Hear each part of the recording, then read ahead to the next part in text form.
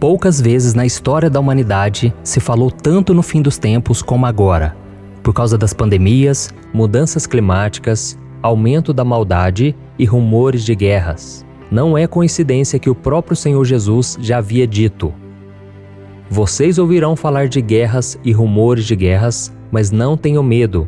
É necessário que tais coisas aconteçam, mas ainda não é o fim. Nação se levantará contra nação e reino contra reino.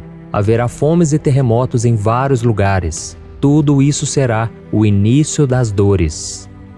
Depois do início das dores, Jesus disse que acontecerá a grande tribulação. Esse será o período mais difícil da história da humanidade, que durará 7 anos, 3 anos e meio de uma falsa paz, e os últimos 3 anos e meio serão dias de muito sofrimento, como nunca houve desde que Deus criou o mundo. E se eu falar para você que é possível ter uma ideia de quando acontecerá a grande tribulação, apenas observando as profecias da Bíblia? E se eu te disser que podemos estar mais próximo do que imaginamos? Mas tenha calma, pois esta palavra não é para te deixar ansioso, com medo. Eu quero apenas te alertar que Jesus está muito próximo de voltar e que nós devemos buscar o seu reino acima de todas as coisas. E eu tenho certeza que você vai ficar impressionado com o poder da palavra de Deus. Mas antes de começarmos, eu quero pedir que você se inscreva aqui no meu canal. É só você clicar no botão abaixo desse vídeo, inscrever-se, e do lado vai aparecer um sininho. É muito importante você ativar esse sininho para você receber as notificações sempre que eu colocar um vídeo novo, tá bom? Então vamos começar. Como eu te disse, é possível prevermos a época em que a grande tribulação irá começar. É lógico que existem várias correntes teológicas, mas eu quero apenas analisar alguns textos bíblicos para tirarmos certas conclusões. Você sabia que muitas vidas são perdidas atualmente para a guerra, principalmente em regiões do Oriente Médio, onde existem vários conflitos? Dentro desse cenário de muita tristeza, temos Israel, que está em constante alerta de ataques.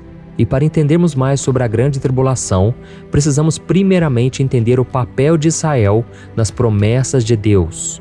Após a morte de Jesus na cruz e a sua ressurreição, Jerusalém foi destruída pelo Império Romano no ano 70, e o povo de Israel foi espalhado por toda a terra, cumprindo com exatidão a profecia de Ezequiel.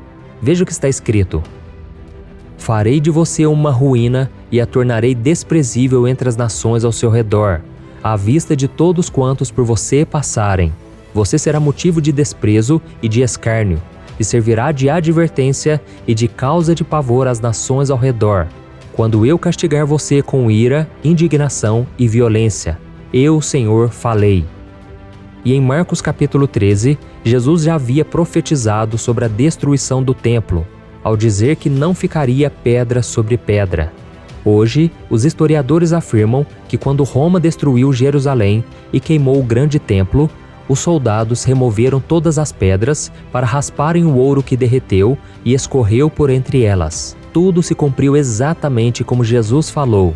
Então esse é o poder da palavra de Deus em nos revelar o que vai acontecer. E agora você vai ficar impressionado com o que Cristo falou aos seus discípulos sobre a sua segunda vinda e sobre a grande tribulação. Veja o que ele disse: "Aprenda uma lição da figueira. Quando seus ramos se renovam e suas folhas começam a brotar, vocês sabem que o verão está próximo.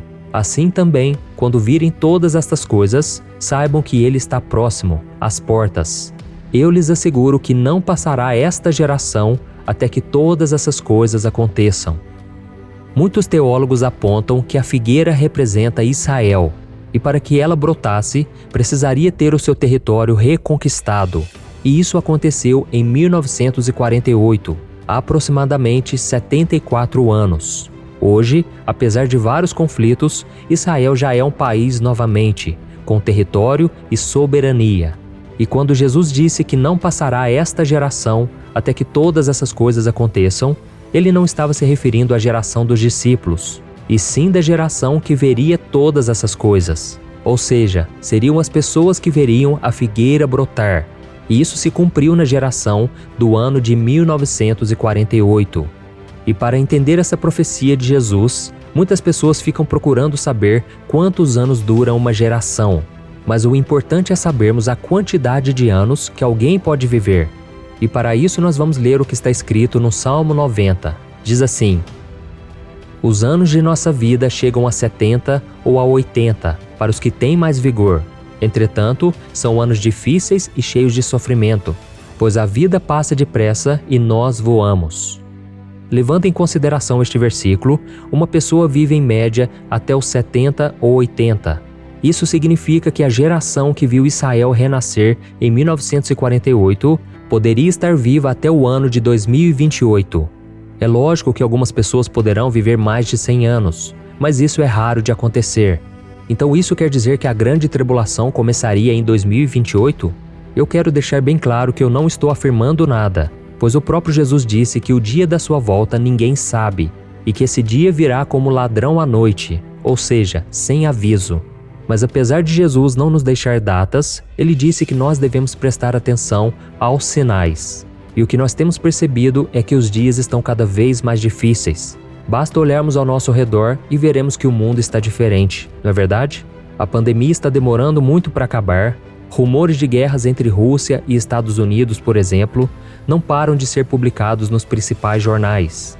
Pessoas estão sendo perseguidas e mortas simplesmente por não seguirem determinada religião, por serem de outra raça, cultura, ou até mesmo por ter uma visão política diferente dos seus governantes.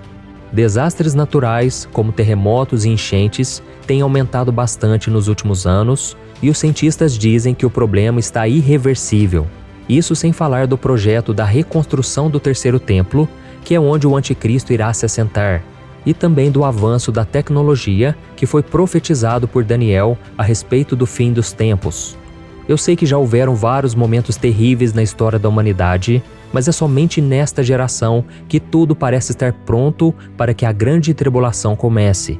E eu vou te dar um exemplo. Em Apocalipse capítulo 11, está escrito que durante o período da grande tribulação, 2 testemunhas irão pregar o evangelho para os judeus durante 3 anos e meio, até que o anticristo os matará. Veja como tudo isso vai acontecer. Quando eles tiverem terminado o seu testemunho, a besta que vem do abismo os atacará, irá vencê-los e matá-los. Os seus cadáveres ficarão expostos na rua principal da grande cidade, que figuradamente é chamada Sodoma e Egito, onde também foi crucificado seu Senhor.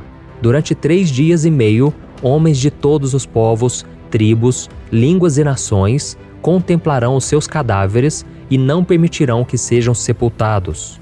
Os habitantes da terra se alegrarão por causa deles e festejarão, enviando presentes uns aos outros, pois esses 2 profetas haviam atormentado os que habitam na terra. Aqui está escrito que todos os povos, tribos, línguas e nações verão ao mesmo tempo os corpos das testemunhas nas ruas de Jerusalém. E isso jamais seria possível de acontecer na época em que o apóstolo João teve essa revelação do Apocalipse. E há 100 anos atrás, isso também seria impossível, já que não existia televisão ainda.